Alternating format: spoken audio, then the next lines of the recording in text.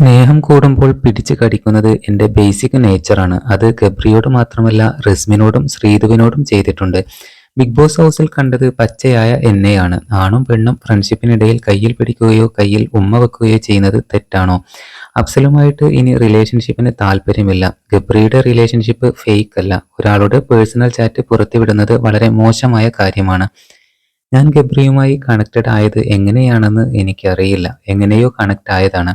ഇത്രയൊക്കെ പ്രശ്നങ്ങൾ വന്നിട്ടും അവൻ എന്നെയോ ഞാൻ അവനെയോ വിട്ടുകൊടുക്കാൻ തയ്യാറായില്ല. അതുതന്നെയാണ് ഞങ്ങൾ ഫേക്കാണെന്ന് പറയുന്നവർക്കുള്ള മറുപടി. എനിക്ക് പ്രശ്നം വരുമ്പോൾ അവൻ മാത്രമേ എൻ്റെ കൂടെ നിന്നിട്ടുള്ളൂ. ഞാൻ അവൻ്റെ കാര്യത്തിൽ ഇടപെടാതെ നിന്നാൽ എല്ലാവരും പറയും ഞങ്ങൾ നാടകം കളിക്കുകയാണെന്ന്. ഗബ്രി എനിക്ക് പറ്റിയ തെറ്റല്ല. ലോകം മുഴുവൻ എതിർത്താലും ഞാൻ മാറ്റി പറയില്ല. ഇതൊക്കെയാണ് ബിഗ് ബോസ് കഴിഞ്ഞതിന് ശേഷം ജാസ്മിൻ ജാഫർ പറയുന്ന വാക്കുകൾ.